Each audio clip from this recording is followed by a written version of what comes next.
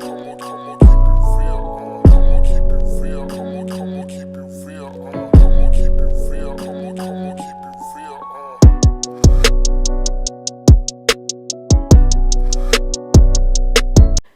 133 of I Said What I Said podcast starring Sasha and Jazz. We're here. I'm Sasha. We're back. That's Jazz. We're back.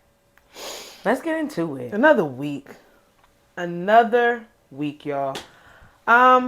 Let's kick it off with our song mood. Let's jump right into it. What are you feeling like? So I have two. So my second one's actually like a playlist. So my first song of the week is SWV, You're the One. You're the one. I hope that got picked up real cute. I really practiced that. I'm trying to sing from my diaphragm more. I was recording a little bit too, so don't mind that. Sorry. Intentional posting. Don't mind me. Hope you did it on TikTok. I'm going to put it on TikTok. I don't really know how to work the TikTok. You got to give me the login. No, I don't know how to work the stories, but I was looking at it. I am going to give you the login. And by the way, our TikTok name has been changed from I Said What I Said Pod 5 to I Said What I Said Pod 1. Don't know who stole our name within, 2 hours or something, but, somebody came and jacked us. But it's all good. Oh, so my first song is SWV, You're the One. Why is it You're the One? Why? I just love it. It's a great song. It's a great song. Actually, I like... Terrible premise. Terrible, yes. But also, like, before I had, started going to Body by Buku when I would work at Planet Fitness, yes. That was on my workout list. That's a great song to work out to. I love working out to R&B. R&B is really good. Yes. Who was the first person I heard working out to R&B was good? Our homeboy. He said that. He's like, his whole playlist was just straight R&B. And I'm just like, I kind of was still on my rap. Let me listen to hip hop. Then I did it one day. I worked out to the whole Usher's Confession album. Yeah. Wow. Even that was a great session. It's like you just put on Summer Walker Essentials. You just put Shuffle and that plays. And then what's his name? Victoria Monet. Is it her boyfriend? Are they married? I don't believe they're married. Oh, well, her boyfriend, he works out. He's a trainer. He works out the R&B too. Yeah. And I'm like, okay, there's a lot of people that like to work out the R&B. And then my second one is my self-affirmations playlist that I play on Apple. I play it every morning. Did you make it or no? I found it. You found it? Mm-hmm. That's interesting. I used to listen to Janae Aiko's meditation song that she did for Apple Playlists, and it was working for a while, and then I wasn't I just like it because I have a short ride to work. Like I don't have like a long. I literally to decompress. like 4 minute like driving. I'm right there. So I just put that on before like I go in and stuff like that or whatever. Absolutely. I like SWV. I like that. That's your song mood. I like that you're in a real calm, neo, melodic state. My song mood of the week is Drake. His new one? No. Oh. It's the if you're reading this, it's Too Late album. That's when we got Aubrey at his most angry. Very braggadocious. Very I got enemies, got a lot of enemies. A lot of niggas trying to drain me of my energy. That's my mood. In personal and in and out of life. So, that's my mood. Energy, what is the other song? Madonna. That slaps different. Legend. Legend. Did you listen to Drake's new song he dropped yesterday? Search and Rescue? No, I didn't listen. What's it about? Same shit. Oh. When Drake does his throwaways, he's usually just, you can tell he's just saying things to say things. Not a bad song. I can see it catching on. But I don't feel like I'm going to hear it a lot. I don't feel like I'm going to hear it played a lot. I feel like he just wanted to give people something real quick. Okay. Which I'm not mad at. I want him to drop the Scary Hours. Give us another 3-pack. Dark Demos, they say 2 was supposed to come out last year. Let's get that. Right before the album. Let's just do it. Fuck it. Let's do it. Drop it, Aubrey. Consistent. 10 years. He has not, Drake has not dropped anything in 10 years. He could have kept this track, though. Me personally. But yes, Aubrey is my mood. Okay. I can't say Aubrey. That's really Drake because he was like talking cash shit on there. Aubrey is more like the more life, the passion fruits. The passion fruit. Passion fruit. That's a good song. I'm glam for real. Oh my God. It's spelled. You know I be just dropping shit. My hands are very shaky today. Don't know why. We'll figure it out later. Let's get into celeb nonsense, bullshit, fuckery, and a whole bunch of crap for the week. I kind of think this is good. I kind of try to make this a positive one. You know what? And you did a great job. And Thank you. I did that on purpose. Tip my hat to you because when I was looking through the outline, I was like, you know what? I'm not mad at any of these topics. Got a little Black excellence slipped, pushed in there. A little I see you play it, and not too much nonsense. Is there drama surrounded by it? Yeah, of course. So let's start off. Congratulations to the LSU Tigers for their win for their first national title after defeating the Iowa Hawkeyes in the NCAA Women's Tournament Championship basketball. Let me tell you something. Game. I said here on the podcast before, like, I love, like, when I see women, like, play basketball. Like, I don't know what, I love it. Like, I don't know. But I didn't know anything about anything that was going on. All I just saw, I remember when somebody posted a clip of one of the players on FaceTime, with Lil Wayne, Lil Boosie, was talking about it. That was being posted and stuff like that. I didn't know until, like, they actually won. Yeah. And I'm like, who are these girls? What is this? And then I just went on, like, in the rabbit hole on TikTok. Like, just like clicking the hashtag, seeing everything, like learning about Angel Reese and like it's other girls on there. And this is one. Okay, I want to pronunciate her name. The one that's the artist, right? Yeah, she's actually a rapper. Yeah, she's a rapper, and she actually has a very popular song on TikTok. Flage. I'm gonna call her Flage. Miss Mamas. Can I do Miss Mamas? Because I don't want to. I don't like butchering people's names. That's why I do a lot of huns and a lot of loves, because I don't want to fuck nobody name up. But I think it's like Flage. Flage. I think it's Flage. Flage and Miss Angel Reese. First of all, I'm gonna give a little backstory because I'm gonna be honest with you. I didn't watch the game. I got caught. I got put onto this very late, but I would have liked to. Yeah. I would have loved to see that. I like basketball in itself. Boxing and basketball are the only two sports that I can sit there and actually be invested in. Absolutely. And it's still gonna take a lot for me to really give a fuck about what's going, like, give a fuck about all the other who's playing, all that kind of stuff. I just like watching the sport. But I got put onto this late, and I'm kind of sad about that because I wanted to be right there in the momentum of the rivalry, quote unquote, the shit talking, all of the stuff that came to this point of the LSU Tigers actually coming in and winning a first time ever championship for their school. I do want to say that I know a lot of people a lot of race conversation has been put into this. That's where this drama is coming in. A lot of race shit has been put into this story. And because it's a predominantly black team against a predominantly white team. Quote me if I'm wrong. But it might be like a good six black girls on the team. On LSU? Maybe, yeah. But it's no more than girls, 10. Right? It's no more than 10. I believe so. It's not no more than 10. Schools, but yeah. Iowa is like an all-white team. All white. Understandable. That's the team where Caitlyn, the white girl Caitlyn, she was not for nothing. She can ball. She can fucking ball. She can ball. I went back and watched some highlights. All of them. That's how I went down the rabbit hole. I went down the balling. She could ball. And she could ball. She actually is I want to say she could be the protagonist in this story because she started all of this. She was balling.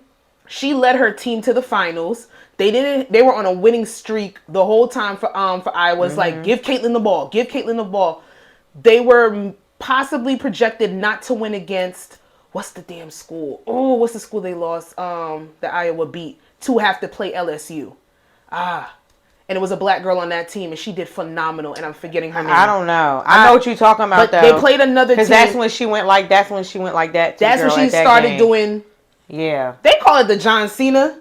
I call this the Tony Yayo. I don't know what the fuck they talking about. I know it as the both. I know it as I get money, but baby. John Cena already gave credit. No, he already gave credit to Tony Yayo. That's what I like, baby. Give it where it's due. That's it. He gave it because bitch, I get money. We've been doing that in the club for a minute, but even neither here nor there. I digress. Caitlyn came up, but granted, this rivalry is like her school had been throwing hints to LSU this whole time. They knew that if it came down to the final two, it was going to be them in the championship. I like it. I love it. It reminds me of the bringing on, and the school the school rivalries you see on TV. Because you see I've on TV. Heard, yeah, I love that shit. Because our high school, the cheerleader, I was friends with a couple of the cheerleaders during high school. That shit is Their rivalries were they were serious. Bring It On is real life. Yeah, cheerleaders going back and responding to call. I love all of it. The players, I love it. That's what the fuck it is. We love it. We like it. We understand sportsmanship. I even think other people understand sportsmanship. But then when you have other people, I guess this one guy that has this company that actually does whatever, to come out and to say that Angel Reese is classless and she's a piece of shit as a 21-year-old college sophomore championship basketball player. For you as a grown man, even regardless of that, we're gonna put white in there because I feel like that feels. But not even that. Not only did he say something nasty to a black woman, he says nasty things to white women. Everybody hates him. But he's racially fueled a lot. Yeah, no, I'm just saying he employs a lot of black people. He's nasty. Let me not say he makes money off of a lot of black people. So it just shows it just shows you just sir. Your tactics, you're not even reading the room of sportsmanship. Players talk shit. We love it. We've even complained about the NBA itself, them really dumbing it down for it to not be as confrontational as it is. But sports draws out a competitive nature in anybody. I love it. I mean, it's a sport. It's supposed to be who cares? But because I'm a woman, I'm supposed to have more tact and more class. And God forbid, I'm a black woman. I'm supposed to be 10 times more classy than everybody else. But I'm playing a sport? Never. I'm not confused. I have to stop saying that sentiment. I'm not confused. It's just the audacity for the certain people to sit there and think that they can say whatever they want. I mean, granted, he did get backlash, but because he's a boss in a sense, what's gonna happen? Nothing. Right. That's the sad part. But these girls balled the fuck out. And I saw somebody else sit there and say online that LSU and Iowa has the potential to really bring notoriety to women's basketball. I love it. Now we're watching. Caitlyn is a senior. Angel is a sophomore.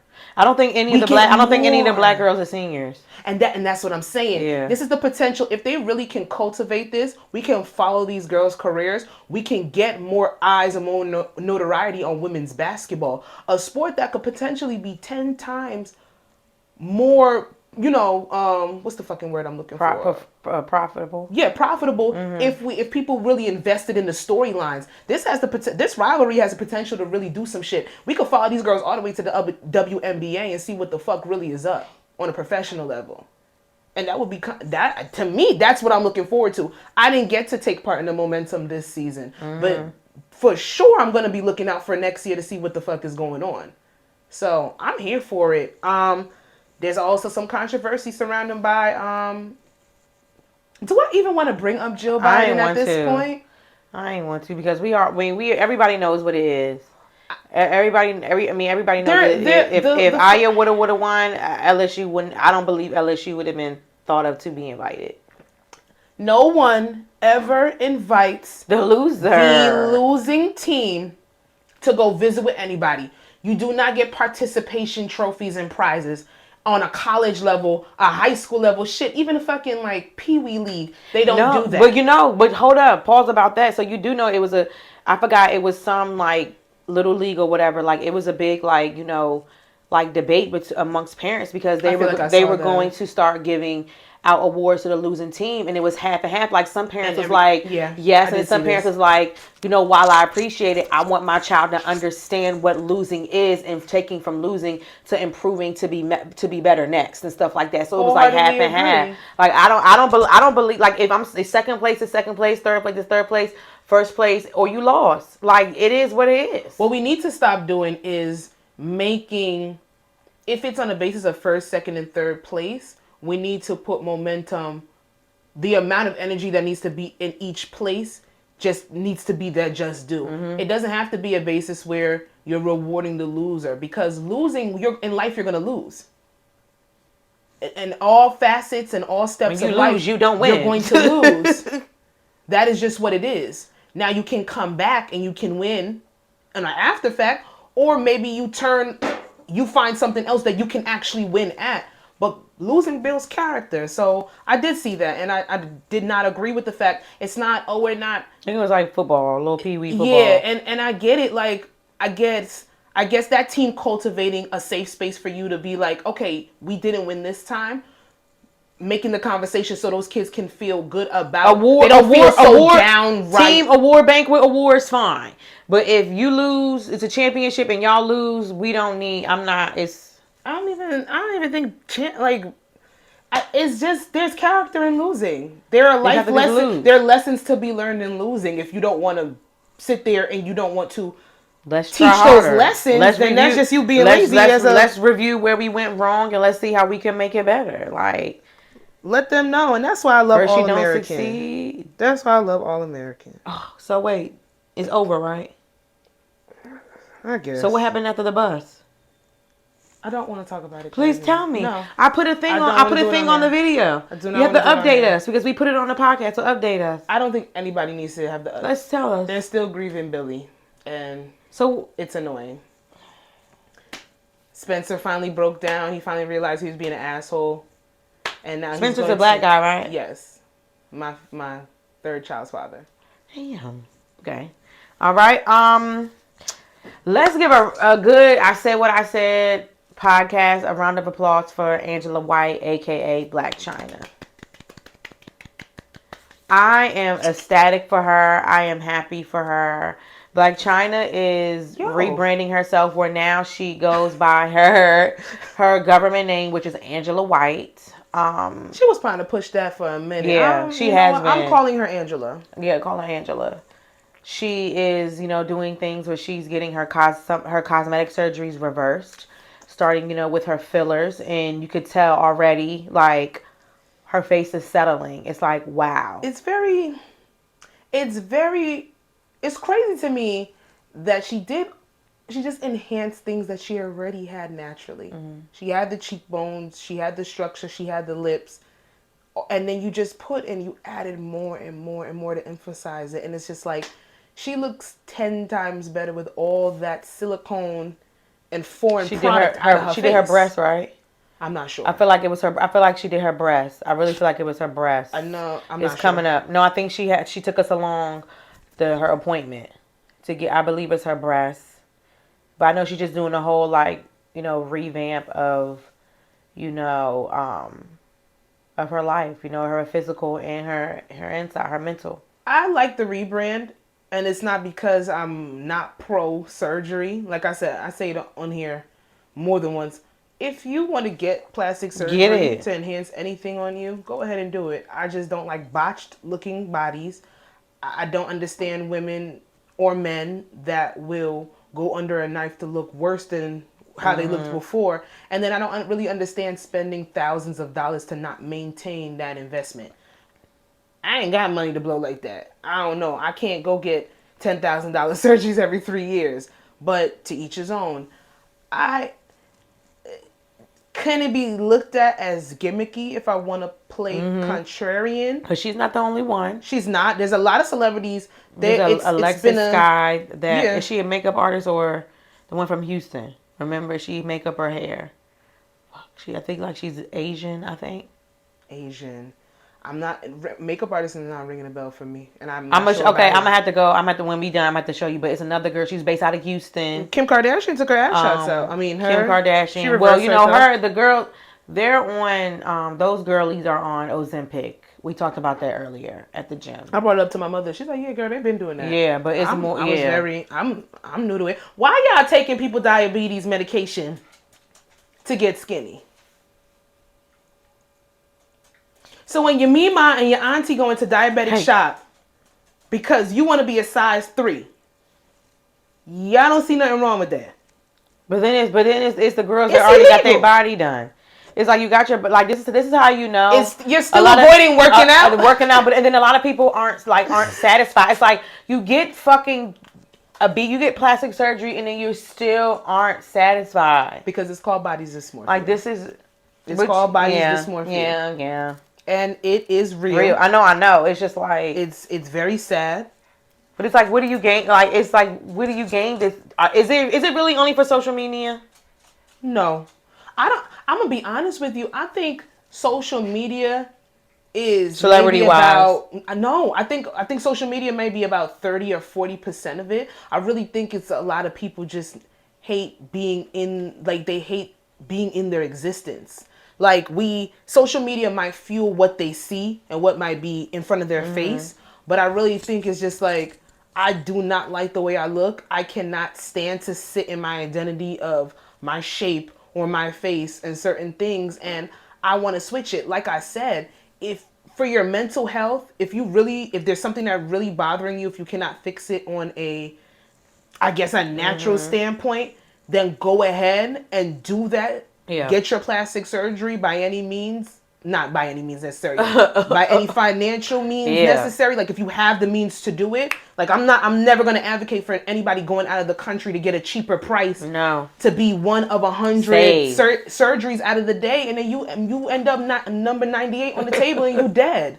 And that's a real fucking reality where people are really doing that. They're literally telling you in the States you cannot get surgery. And then you are literally flying to somebody else's country to go and have your last breath on the table. That's sad. And then you just become another statistic. Those people are over there practicing and doing that for a reason. To each his own. But Angela, even if it's a rebrand, even if it's gimmicky, if it's for whatever the case may be, if it's not genuine, I'm looking at surface level. I'm taking everything at surface level nowadays. Oh yeah, she's also getting. And I'm not mad at it. She's also getting that devil tattoo removed off her skin. She has some kind of like satanic she actually tattoo. She's getting it removed. Cause a lot of the girlies have been going down a pattern of allowing religion to come into them. Alexis Sky, I know she actually got a doctorate from a university, honorary doctorate. How? For theology. Oh. For theology. How? I don't know the game behind the honorary doctorate. I know they give it to a lot of celebrities. I think it's like you make a nice donation to the school and here you can have a doctorate.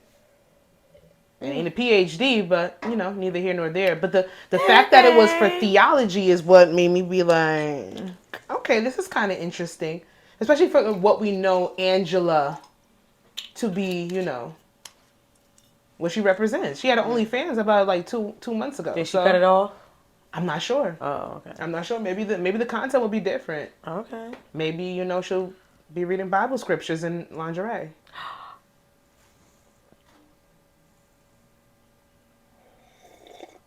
I don't know. I'm speculating. Inappropriate. Allegedly. Something out here for everybody. But you know what? Shout outs to sis. Whatever you need to do to make yourself feel better in this world, do it.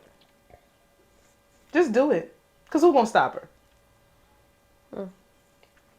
And let's move on to the next.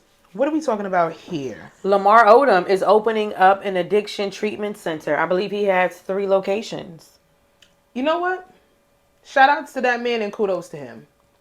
Because I learned a long time ago with like working adjacent to people with substance abuse issues, the best counselors are people that have been through addiction themselves, by far. Like, you're always going to be a drug addict. That's the first thing they tell you. Always. You're always going to be an addict. You're always going to be craving your next hit. It's watching those people actually overcome and get some semblance of their life back and staying sober. Those are the people that can really tell you what's gonna happen, what you're gonna go through. Thinking of that, it reminds me of Euphoria with Rue. Yeah. And the man that plays her sponsor. The black guy. Yeah. And he's just like, that story is that their interactions on that show are touching as hell, because it's just like, he refers to himself as a fucking crackhead. And while it might be insensitive for us to sit there and say that to somebody else, he's allowed to. He's like, yo, I know exactly what you about to do. I know that everything you're saying is bullshit. I know that you're fighting yourself and you're fighting everybody around you just because this thing has a hold on you. But those are the people that definitely make for the to help with reform and recovery. So shout out to Lamar Odom, because he definitely, and he was high functioning at that, basketball player and NBA star for years, and completely addicted to crack cocaine. He lost his best friend to addiction. Yeah. So if it's anybody that's gonna do it, definitely should be him. Absolutely. And he has the money to do it too. So shout outs to him.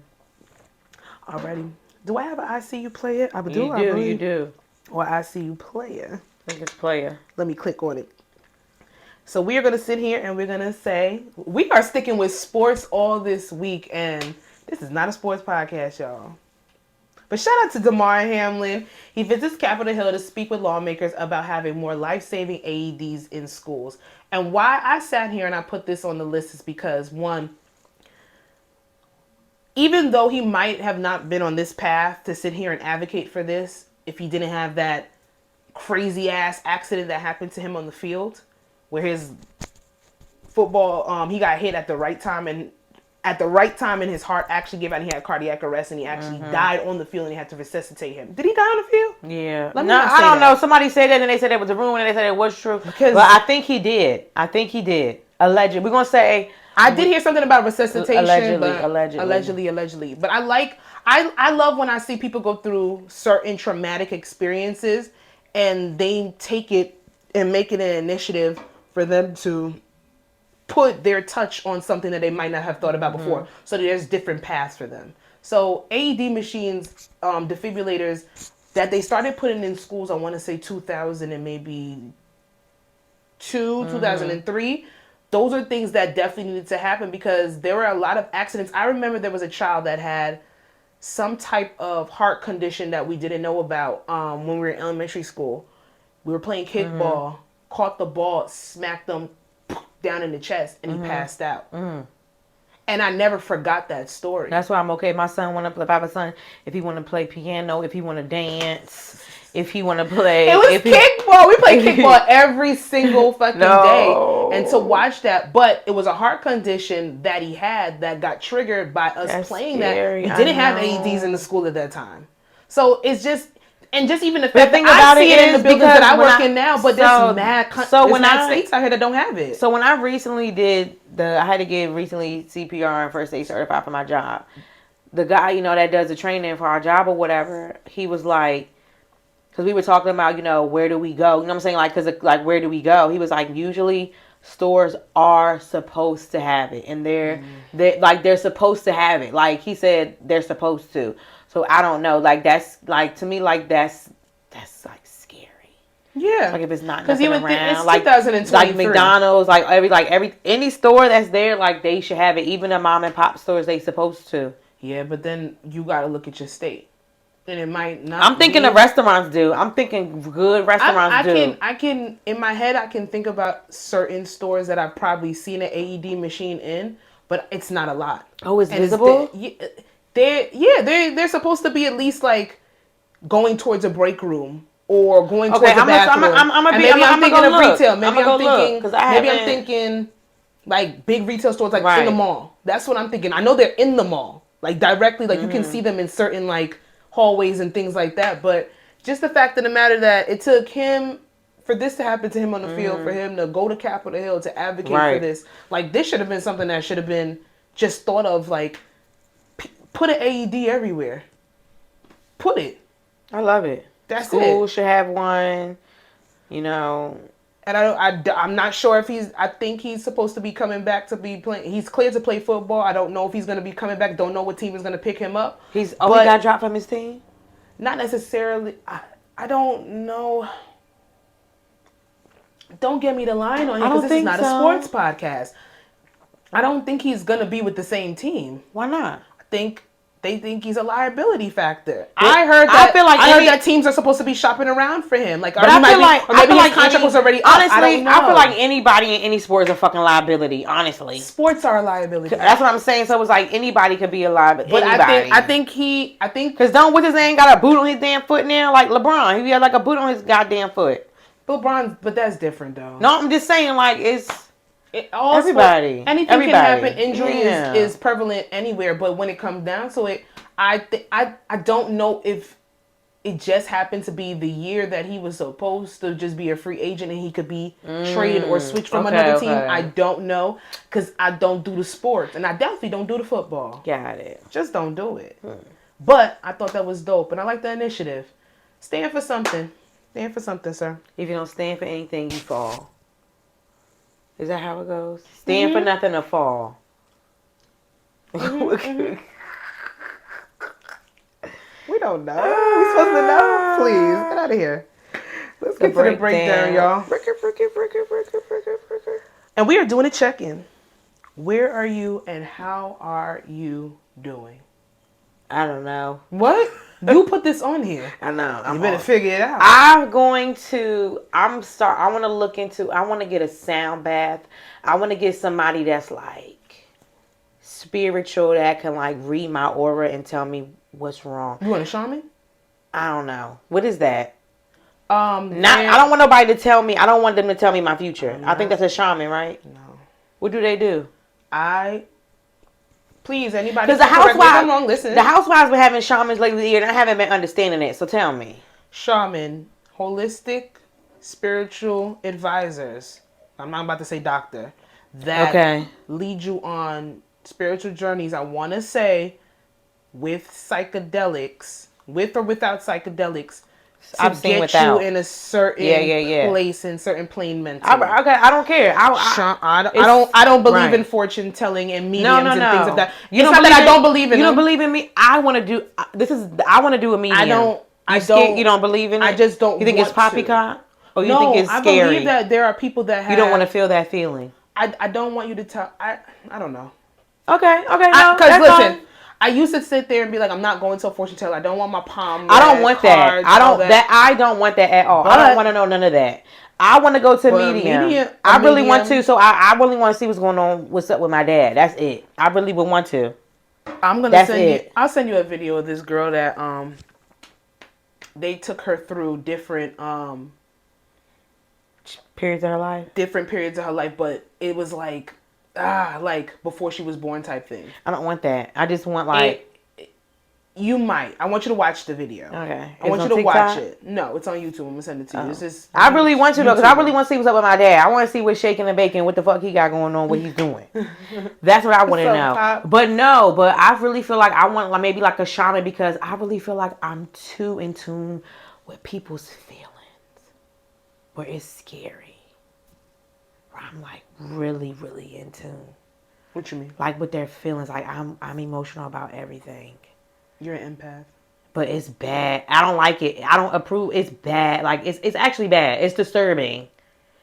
It's disturbing. So I want like a shaman, like somebody to see like what is high over here, what's low down here, what needs to be moved around to make. I do not want to therapize because I am not a therapist. Therapize, is that a word? I think so. Yeah, I don't want to therapize you. I don't. Okay. I don't want to give you therapeutic rhetoric or therapeutic advice. I ain't nobody's therapist. Mm-hmm. However, I think I've said it. I've become more of an empath as I gotten older. Mm-hmm. But it is for the people that are surrounding me to a certain extent. Mm-hmm. Boundaries is definitely a thing that I don't even know how to really structure to a certain extent, because it's like I be feeling a lot of shit. But no, Sasha, even not real, even TV. Even shit on TV, it's just I'm just emotional, and I just want to see what's going on. Besides the shaman, also really seriously, truly getting back into therapy. You? No, not. I just feel. I'm just feeling. Maybe it's I'm just feeling. It's not. I don't feel bad about it. I just feel. So I was going to say because a trigger is more on the bad side. No. I'm just feeling. It's not. I'm not depressed. You know what I'm saying? I'm just feel. I just want to know what the fuck is going on. Well, listen. What did you just say? You might need to get back into therapy. Yeah, I'm just feeling. That's on my. When you actually put this on the list, I was just like, I'm tired of walking around in a constant state of contradiction. Yeah. I feel like my life is at a rut, like a standstill rut not necessarily that I have placed myself in, but I have allowed certain people not being in my life anymore and allowed certain things to transpire and happen where I've put that those things have transpired, and then in hindsight now I'm in a rut. So I'm in a constant state of, well, I know my self-worth, but am I good enough? Oh my God, I'm always in that. I feel like I'm always in that state. It's so bad. I'm very uncomfortable. And not in a good way. No, I know. I want to do this. I really don't want to see these people. I want to go here, but I know that's not going to be conducive to me, but I don't want to be in the house. It's a constant battle of the opposites when I even think about doing something. Oh, I want to promote more, but I don't really want people that much into my business and my life. I want to stay private, but I know I need to sit there and put out content. Well, can I speak on that part? Yeah. Well, can you still stay private, but just still solely just do makeup? And the makeup thing is, I even think I've reached a rut in that to a certain extent, is because I don't know what to necessarily do to promote me. I can help you. Well, that's why I have to advocate, and I have to really push myself to say when I need help. I can help you. I don't do that. I love content. I'm a content queen. I can help you. You gotta have. I'm a TikTok queen. And that is something that we definitely gonna talk about. I could definitely help you with that. You shouldn't be. I know it's hard, but you shouldn't be afraid to ask. But I will help. But that's the thing. It's not even on a basis I don't think people are going to help. I just feel like bringing my woes and problems in hindsight, not even talking on the makeup thing anymore, just in hindsight, it's just a constant state of, I want to say how I feel, but it's not that serious. It's a back and forth opposites battles that I'm having internally, and it's very exhausting. I'm just tired. Yeah, you had this Shamoy had the same issue too, but I had to tell her girl, who, I know for me, I'm gonna say who cares? For me, I know just for me. So when it comes to me, when it comes to y'all, who cares? If you want to have a woe is me moment, listen, I am a very, what Sasha says, self-aware person. I am the queen of complaining, and I don't care. And I think Brienne feels the same way sometimes too, when she says she likes to complain and she does not care. I think it's a Libra thing, because Zuri complains too.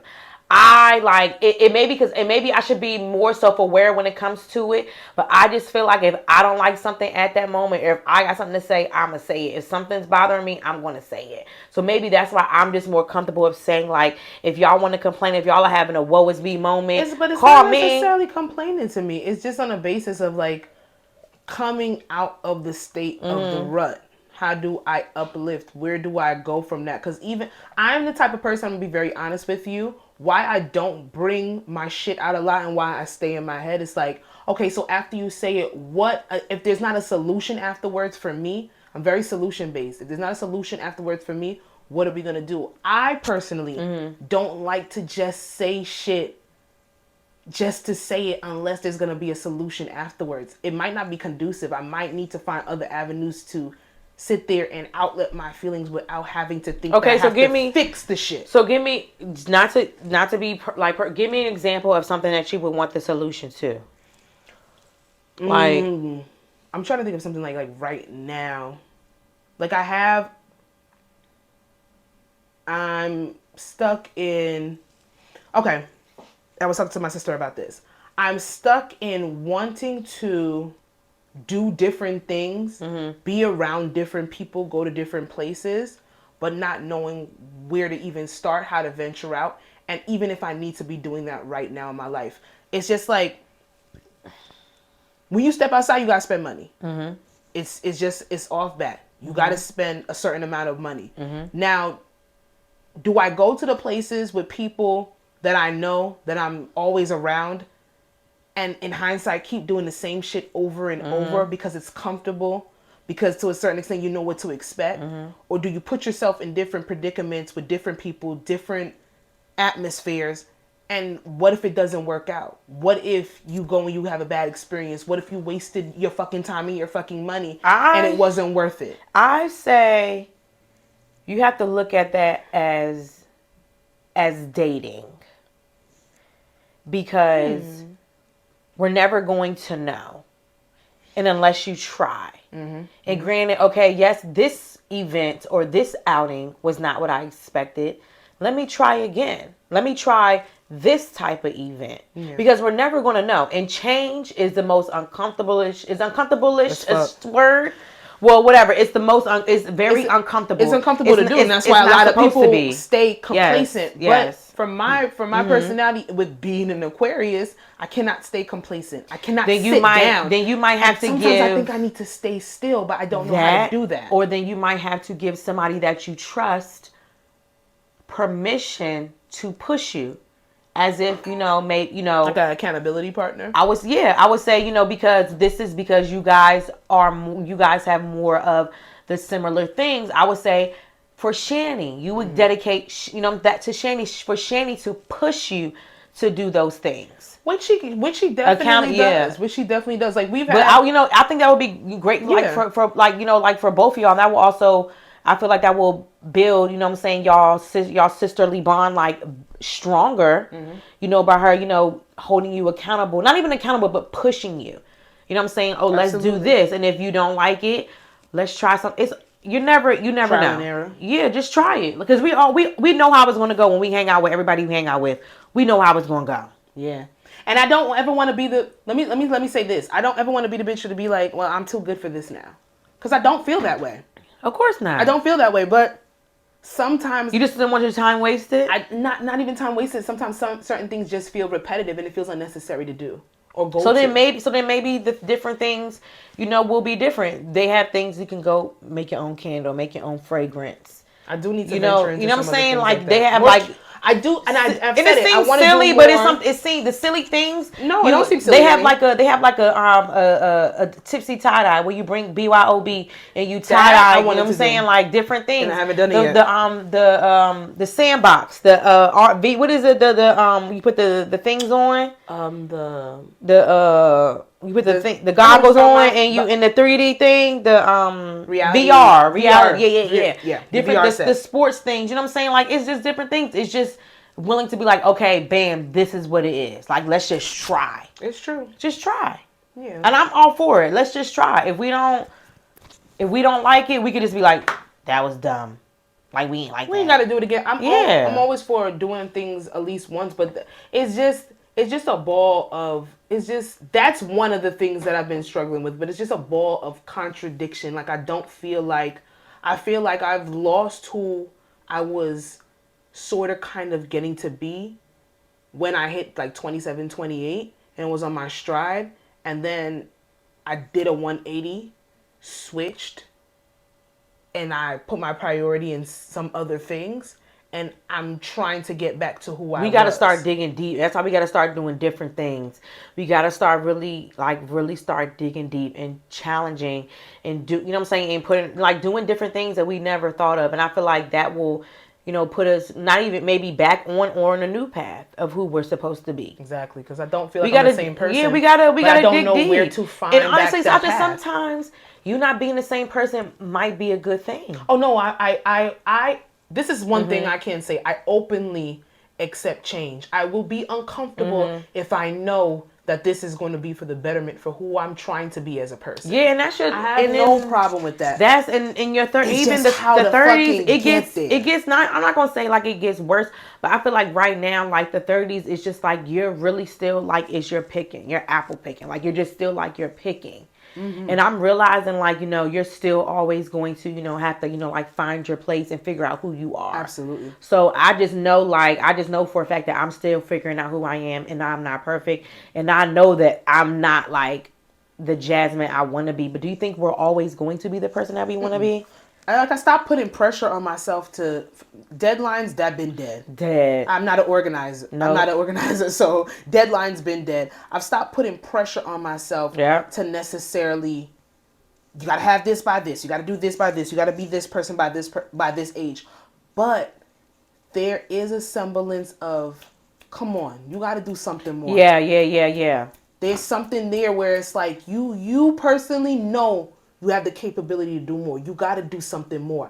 I just need to get to the place where I figure out what that more is. Because right now, I feel very stuck.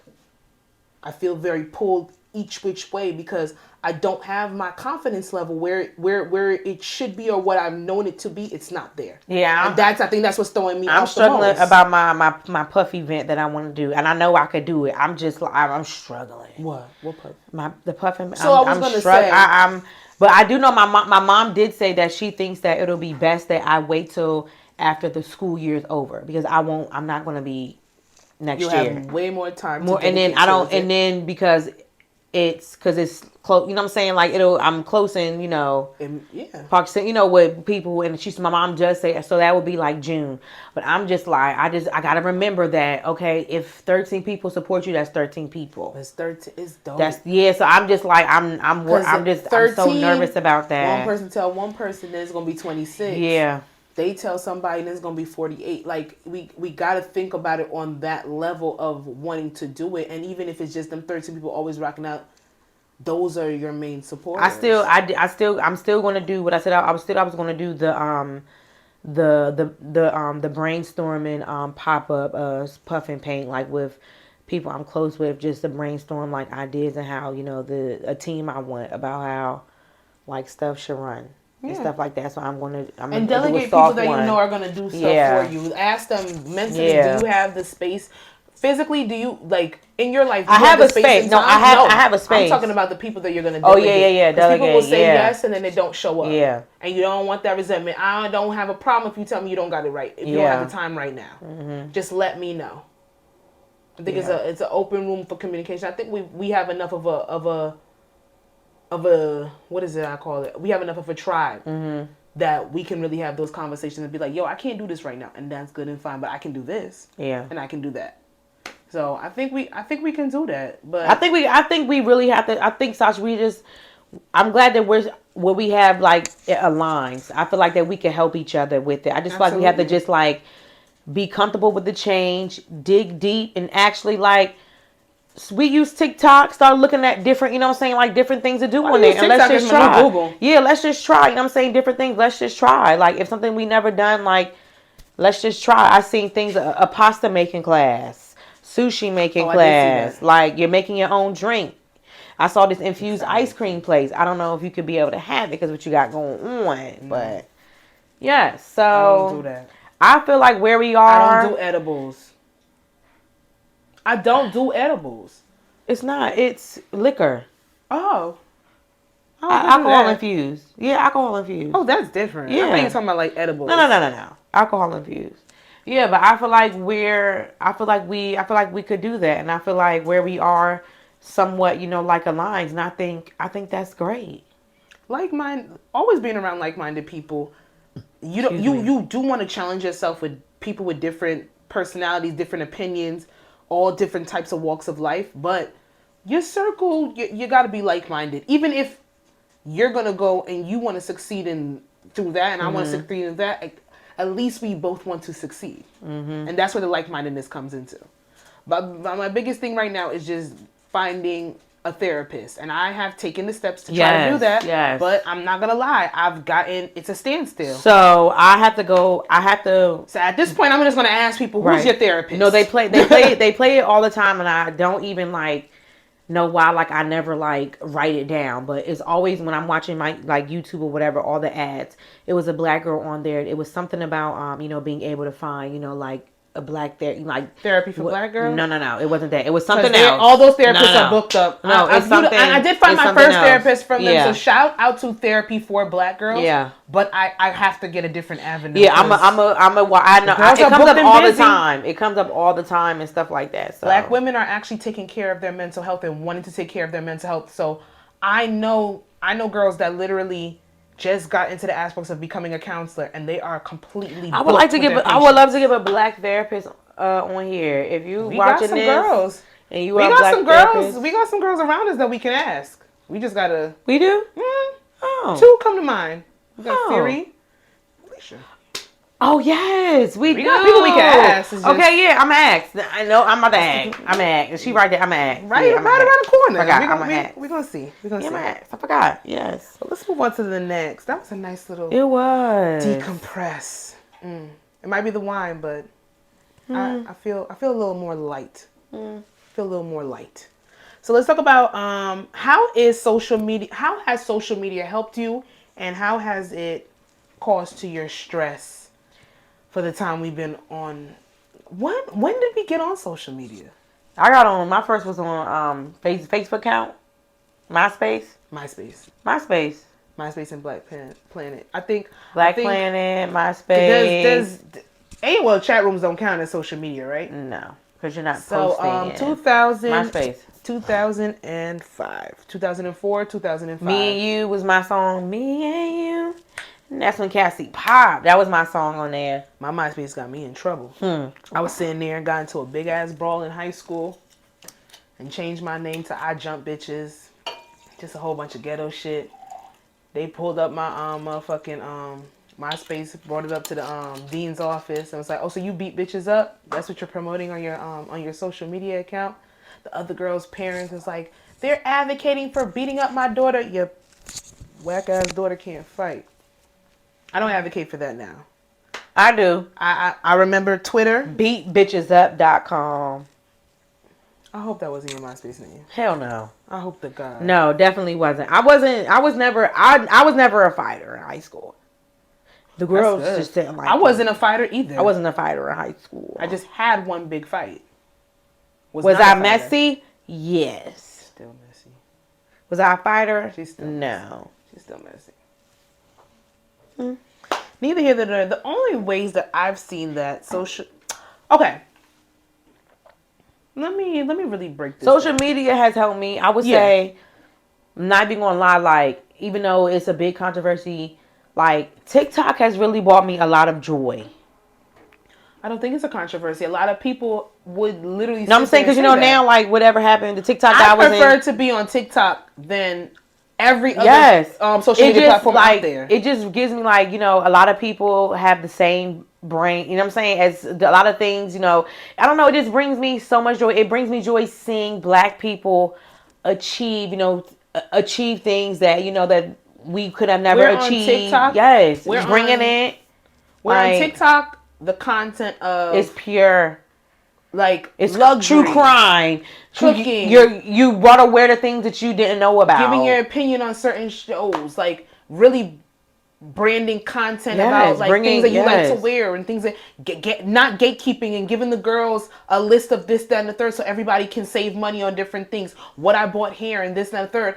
It's a Google with a more positive, a more tailored algorithm. It's like a positive aspect. Like you have the videos, you have the funny shit. They do have a dark side of TikTok, which got brought to me really weirdly one time where they was bringing up like Illuminati stuff in the music industry. Yeah, I had to take that out of my algorithm, but they want to ban it because of all the nonsense that's going on behind the scenes. But I prefer to be on TikTok over fucking Instagram.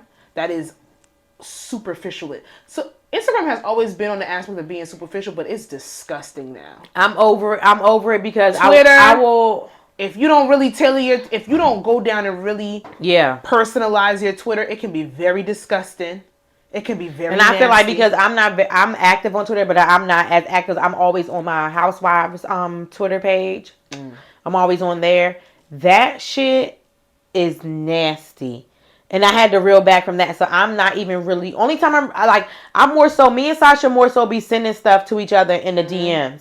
I'm not really like, I'll say stuff here and there on Twitter, but I'm not really like that. I had to like, especially the housewife, had to reel back because people aren't well, and I had to realize that. Exactly. It's just I had to. The aspects of social media where it's helped is you can brand yourself. You can monetize. You can build a following. And you can sit there and you can make money. It can become residual income. I look at it as transactional.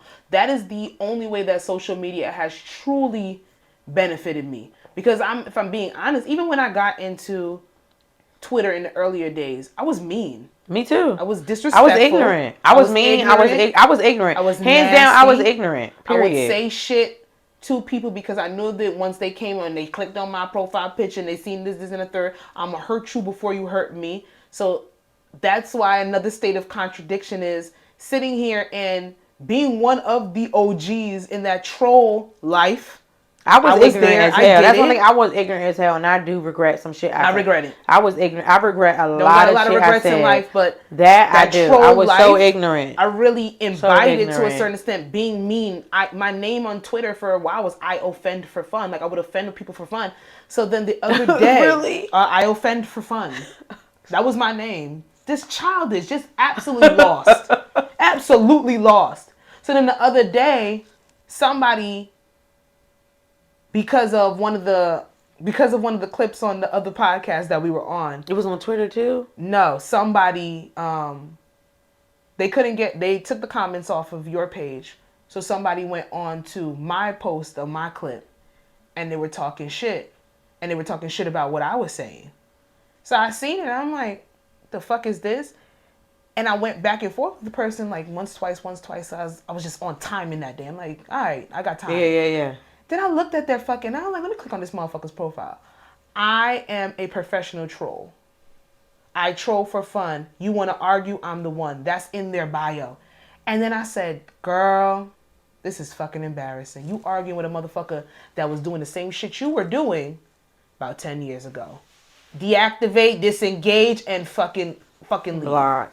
Like mine is I've been off Instagram after like I've been over it like after what happened because a lot of what they claim that go against the guidelines, they didn't go against the guidelines. So you're telling me I'm reporting something in the comment, they're liars. In the DM of somebody telling me to kill myself is not violating. Somebody's talking about my weight literally isn't going against the guidelines. But because I tell somebody to shut the fuck up, you want to tell me that's I'm just disgusted. Like it's just Instagram. I don't know if it's truly a dying platform. I know that it's reached a plateau. Even with when I see other creators, other makeup artists, it's like you can't, where you've built yourself to this extent, where your business thrives. Like I'm not gonna take away from Instagram because for somebody that popped up out of nowhere doing makeup, this, that, and the third, blah blah blah, it does really still help me. But all the other shit on the personal side, on my personal page, is just like, it's so nasty. It's so, let's see what you can do for us. Everything on Instagram now is, you got to do for us, and you will get nothing in return. As opposed to you were able to build your brand. You were able to monetize. They've taken away monetization from Reels. So y'all stole TikTok's flavor, flow for flow, bar for bar, and now you're not even going to give the people the credit that they need. At least they give them the $26 check on the millions of views that they got for your posts that they bring traction and traffic back to your platform. Now you about to take that shit away. Like, so what are we doing it for? Yeah, I just be posting like memes and like TikToks on there now because it's just like it's just like y'all claim y'all want to create a community where people don't do this, don't do that. But when it's reported and when it's proof shown, you want to say that they didn't violate. Like, so I don't feel comfortable. You I don't have feel safe. Mad people on there reporting the same post or reporting the same thing because it is harmful. It is bullying. It is harassment. You got mad people on there, but then you're saying because a whole bunch of people have reported this, we cannot take this post down until we review every single post. If 300 people are reporting a fake page, the page is fake. They're all telling you the same thing. This is not real. This is somebody that is using the likeness and then trying to impersonate somebody else. So why the fuck wouldn't you see that as a sign to take it down? And then when you try to appeal their decision, oh, our servers are down. Try back again later. It's all politics and it's a game. Has social media helped? Yes, but as of right now, and I think it comes with age as well. It hasn't helped me with anything. And it really I would say it helped me when it came to my podcast. I said what I said. Yeah. It's helping me with that.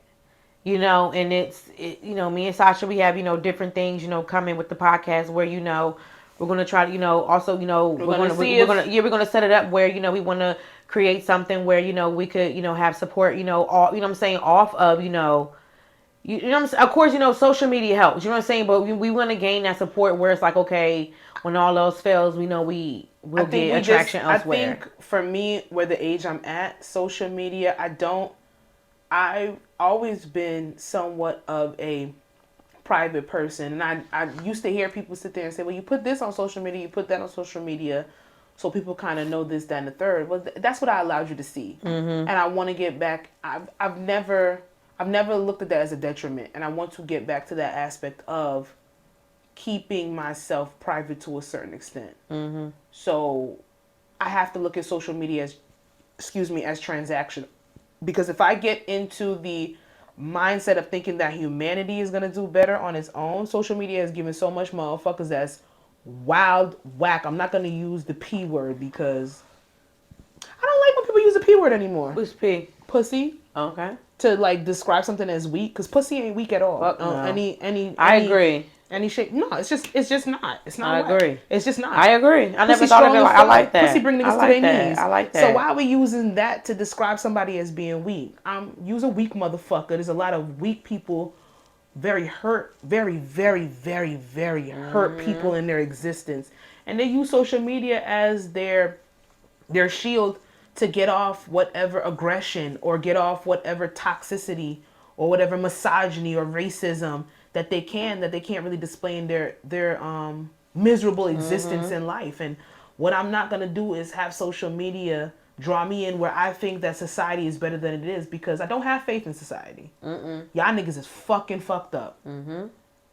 Y'all rather, like, specifically like black men, you would rather sit there and make black women your enemy for your shortcomings. So I said this when I was getting my hair braided yesterday to Chanel and Leah, because we were talking about, whatever the situation. And is it appropriate for me to say, like, right now, like, because like what everything that I've seen, like, black men don't make me feel comfortable right now. I don't think that's far-fetched at all. So black men don't make me feel comfortable right now. I've had a conversation with a couple of people, and I'm just like, I'm very disheartened. Let me say the black men that are in my corner, they, like, if I need them, you know what I'm saying? Like, I need them, they're there. Don't get it twisted. They were there, them, they know, you know what I'm saying? Like, they know who they are, but I'm just saying, like, when it comes to, they don't make me feel comfortable. In a general state, let me say this, and I contemplated if I wanted to come back to this, but since we are here now, we're going to stay here. Okay. Let me say this specifically. When you don't do the due diligence to sit there and watch something in its entirety, when you make disrespectful, harmful, hateful comments to an individual based off of a 15-second clip, it really speaks to the mental state that you are in. And I'm not here to judge anybody, because that's what happens to us all the fucking time. Right. What I will say is this: we are podcasters, even though I hate that fucking term. We are podcasters. When you put out content and you give people a piece of who you are on a personal level, once that content is put out there, it is for them to do what they see fit. I just find it fucking ridiculous that someone can watch somebody say something, hear what the fuck they want to hear. Let me repeat that. Hear what the fuck they want to hear, and condemn, stone, and penalize them for their own personal beliefs. Like, I will never get that. And that's where I'm confused on. It's not about disagreeing. It's not about not understanding where somebody is coming from. It's not even about wanting a further explanation. It's the disrespect that comes along with somebody saying something. And let me tell you something. It's going to happen again. Yeah. As long as we put out clips, as long as we got shit people want to talk about, it's going to happen again. But it's the level of disrespect, it's a level of discord that I've seen amongst black men and black women when we're even having conversations about something as subjective and personal as is if I want kids or not. That's literally a very deep and personal choice that somebody happened to bring up on a platform. And instead of sitting there and having a conversation about the rhetoric that was even displayed to y'all, y'all wanted to disrespect somebody because you were triggered for whatever reason. You heard the word catered to and you got fucking mad. And then you're literally giving the fuel and you're literally proving the point of why some people will not tie down to y'all and be in holy matrimony with y'all crazy asses. The internet is a very unforgiving place. It's very disgusting. It's nasty. And that was just my whole where I just don't, because I don't feel even comfortable because I'm not comfortable enough because I literally sat here. Y'all literally had the opportunity to go and watch the entire thing. And motherfuckers, that's what I'm saying. And that's what I'm saying. I know I'm not going to do that. So it's that's what I'm saying. It's you can't talk to people. Yeah, you can't talk to people, and it's just I just don't feel comfortable. You know what I'm saying? It's I feel as black women and black women and men, it's we should be able to have you know what I'm saying dialect like that. We should be able to talk to each other. We should be able to talk to each other. We should, because you know what, our ancestors did it. I'm not even trying to be corny or trying to be funny. Our ancestors did it in this moment. Our ancestors did it when they were out, you know what I'm saying, out on that field, you know, working together like they had to. They shared their highs and their lows. They had conversations. They had to, because they had nobody. They didn't have anybody else. And I feel what we have going on, and everybody knows. I feel we all we got. I'm just so confused. We all we got, and this is how we treat each other. This is how the men, you know what I'm saying, men treat women. It's it's sad. It's really sad. It's disheartening. Yeah, it's very disappointing. And I had a brief conversation in one of my group chats, and I'm just I really do need to step back and unsubscribe from certain platforms because they are just pushing the agenda of misogyny, pushing this whole battle of the sexes, and I'm talking about amongst black women and black men. It's very disgusting to see how when conversations arise and certain topics come up, how we are literally fighting, we're tussling with each other as opposed to trying to understand where one another is coming from. And I'm speaking on men when it comes to women, and I'm speaking on women when it comes to men. We have made each other enemy number one, and I really want to know where it started from.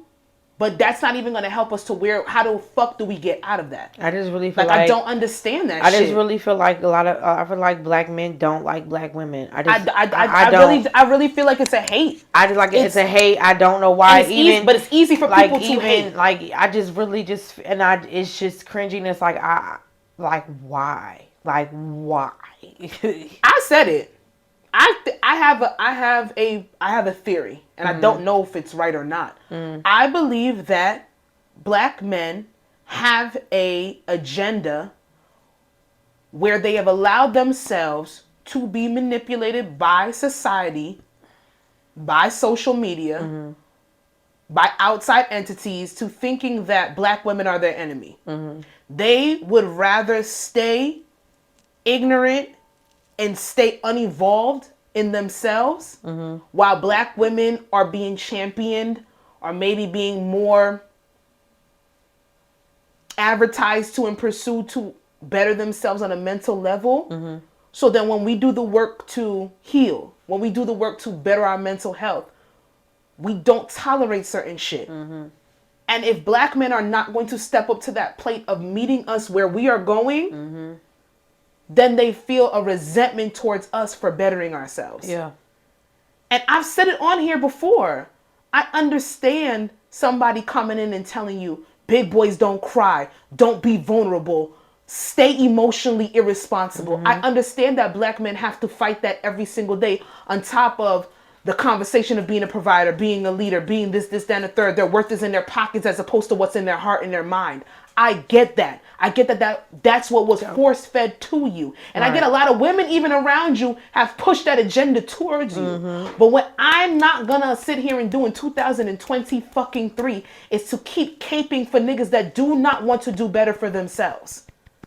I cannot sit here and be the callous and be the stepping stone for you to sit here and be ignorant, be misogynistic, be fucking toxic, and not want to heal yourself, but then make me the enemy when I say I'm not tolerating the bullshit that you want to keep presenting to me as a black man. I, as a black woman, love black men. Me too. So much, girl. Ooh, so much. To the point where I'm like, yo, I gotta switch it up because these motherfuckers don't like me. They don't like me. But I love y'all, so what the fuck am I supposed to sit here and do when I hear male-led podcast after male-led podcast shitting on the same women that you want to sit here and you want to have black families with, and you want to cultivate life with, and you want to sit here and you want to build back the black family structure with, but yet you are treating the same women that you want to build with, you're treating them like shit. Do you know how many fucking woman hater she said podcast pages or content pages that clip ended up on? And they took it, and you want to make this woman right here the poster child of what is wrong and the discord of black love and black family? That's what the fuck y'all want to do? As opposed to looking into yourselves and saying that you're abusive. You're mentally manipulative. It was bad because I kept telling everybody, like a lot of women kept saying like, yeah, you know, I'd rather do this, you know, than be with a shitty man. And my thing was never about a shitty man.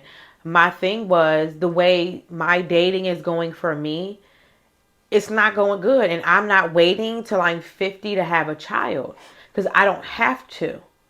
And right now, it's if I have the opportunity, is I just rather be a mom than be a wife. I just rather just focus on being myself and being a mom because that just seems easier to me. It just seems more realistic to me right now. If you would have come with disrespect, then I could understand some type of. I could understand half of why some people might. But everybody has to realize how clickbait works. Yeah. And how it works. A lot of people are lazy. They're not going to go in. They're not going to go into the YouTube. They're not going to go to the full episode. They're just going to just take what I said and just create any narrative they want to. And that's what they did. And that's what I had to realize. But I just realized, like, social media, like, for me, I have not liked it because people are that ignorant and they're that disgusting where they would say the things that they said, where they would come and tell me to kill myself, where they would sit there and they would say, you know, negative things about me, me not, being able to have kids, and just like really disrespectful things. And it's like, you are that upset because I wanted to put, this is what I don't understand is the black men were so upset because I said that I would put a child before a man. Like, that's just like, y'all are crazy. Like y'all are crazy. So if your husband, if you were a wife, if your husband or your partner went away, would you not have to put the child before yourself? Y'all look crazy. If you sat my there, child's coming before anybody. I have a husband or not. Period. I've watched women have children for men to keep them. And then sat there, and then those men left them and inherently made them single mothers. I work at a place where I see mothers put their boyfriends before their child. And you will call her a dirty dog. There was a couple of months ago where this woman sat here and said that sometimes she just wants to be able to go on vacation without her children, and y'all killed her for just wanting the semblance of being a woman again. And this is somebody that is first of all, I'm gonna end it with this. We're gonna end it with this. Y'all don't know Jasmine. Y'all will never know Jasmine. Anybody around her, when I speak about that tribe, we know it's always them kids are first with her. So when she said that comment, why nobody blinked, why eyelash wasn't bad, is because this has been her rhetoric. And this ain't the first or last woman that I've ever seen ever in my life that has sat there and said, I'm going to be a mom regardless of anything. This is not a new conversation. You might not agree with it. to me, it's not even my walk of life, but I understand it for her. Y'all not gonna know her. You're never gonna know her. But to sit there, she didn't come with no disrespect. She didn't disrespect not one man on this motherfucking planet with her plan to sit here and be an intentional, purposeful mother. To sit here and want to cultivate a positive living environment for a child. She has a maternal instinct that reigns supreme, and y'all are mad at that because you think that wife and mother is synonymous, but y'all got it fucked up and y'all got it twisted. There's so many people that sit there and lose their lives with being a wife that they can't even be the mother that they were supposed to fucking be. I got a whole bunch of people out there that came from single mother households. And you're sitting here and you're condemning this woman, but your mother raised you, nigga. By herself. And we're going to sit here and we're going to take away her choice because she's sitting here and she's saying that a wife can come later. She didn't even say she ain't want to be a wife. She just said it's not for me right now. Because what I said yesterday to Leah and Chanel was like, why the fuck y'all not listening? Because you best believe if I meet a man tomorrow and he's just my person, then I'm going to be with him. And y'all going to still talk shit?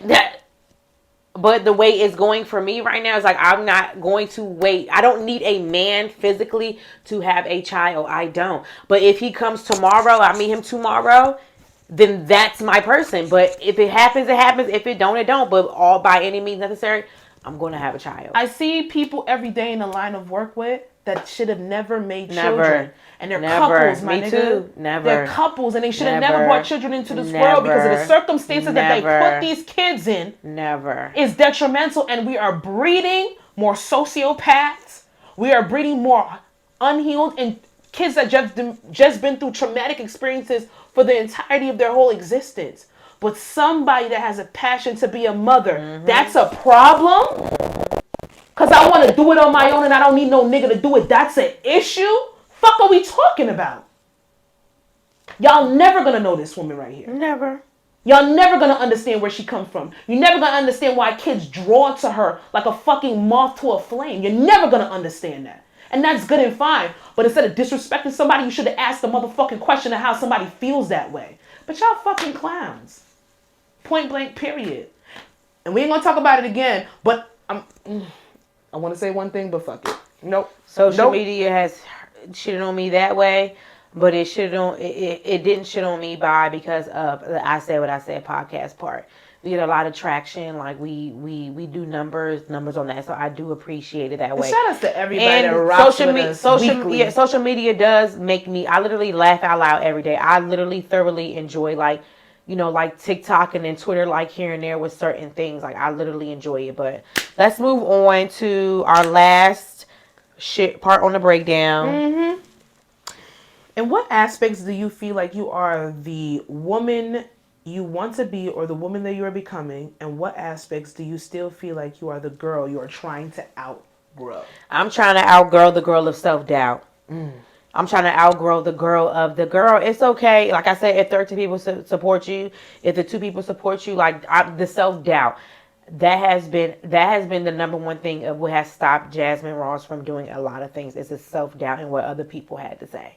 So I'm still trying to grow out that aspect of that. But I still feel like I'm still growing. Am I the woman I want to be at? No. Do I feel like I'm making strides? Yes. Do I feel like I'm trying? I am pushing myself. Do I think I could do better? Hell yes. Absolutely. But you know what? And on that level, the girl that I'm trying to outgrow is, I feel like it's similar to what you just said. Like, I feel like I want to outgrow. There's always going to be uncertainty, but I want to just stay. Like I said, I get in these moods of, I'm here and I'm this shit, I'm the shit and I'm not the shit, and this person and that. I want to get to a place of outgrowing the self-loathing and the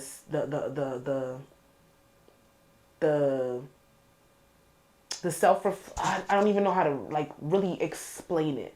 I want to outgrow the self-doubt. Like I have to take that. Like that. Like when you even said it, I felt something inside of me when you said it. Like I need to outgrow doubting what I can really do. My potential. Yeah. Where I see myself going. Because when I do, I've seen myself do it before where I'm like, fuck it. I'm about to do this. I'm about to do that. And I get into this bag of just being the person that I know I want to be. And it's a beautiful thing. I just need to I need to stay consistent. Yeah. I need to outgrow the inconsistency. If I say I'm going to do it, I'm going to do it. If I feel it in my spirit and it speaks to me and I can make it and I have the means to do it, I have to push through. I have to outgrow that. Yeah.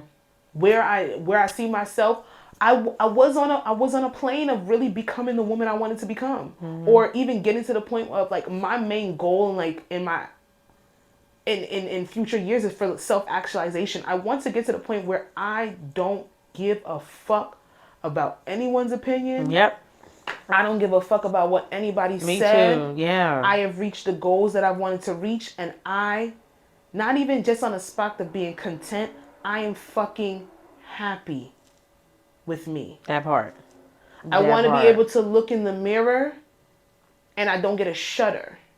I don't cringe because, bitch, you got to do this. You need to do that. You should have been doing this. You need to look like this. You need to feel like this. I want to just be happy. And the thing is, you know those motherfuckers that's happy. Like, you can just see it. Yeah. It's an aura. They're like, yo, I really fuck with who I am. I have to get to that point. And I'm gonna make it to that because I'm not at the point where I'm giving up. I'm at the point where I'm stuck. I gotta maneuver. I need to find something to help me get out of it. But I just, the woman that I am becoming, it's a beautiful space to be in. If I wasn't so uncomfortable right now, I would feel more just engulfed in who I am. I agree. But we gonna get there.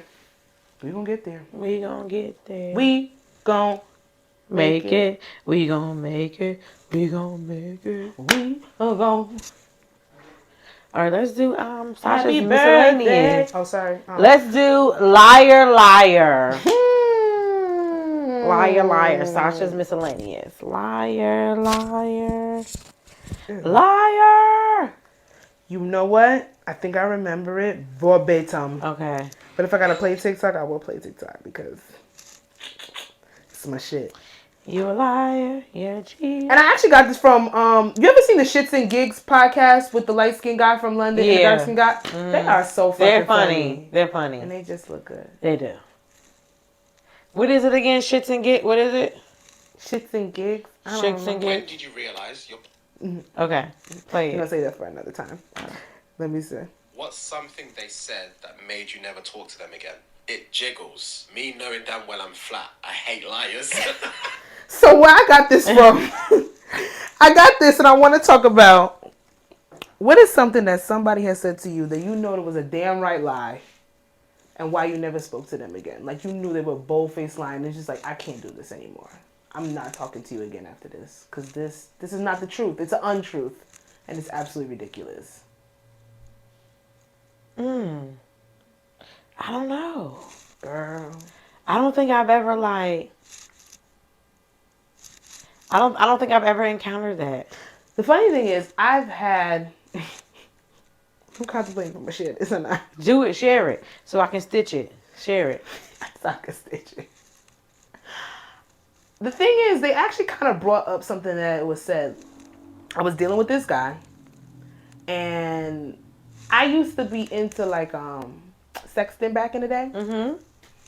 And I was bored. Something to do when there was nothing to do. Okay. So I was texting him, sexting him, and this, that, and the third. And he had said something like on the lines of, I can't look at the camera when I say this. I want you to take your fat ass and just jiggle it up and down on me. And I'm just like, I don't have a fat ass. Okay. And I didn't like the fact that he said that. Because I know what I have. I don't have a fat ass. Maybe it's fat to him. I don't have a fat ass. Were you ever bent over in front of him? Nope. We were just sexting. It was just in younger days. I don't have a fat ass. Did he see it before? No. So Sasha, you supposed to play along. No. I don't have a fat ass. So you didn't want to picture yourself having a fat ass? Sometimes I picture myself having a flat ass stomach. That's why I watch bitches with big booties when I watch porn. I know what I bring to the table.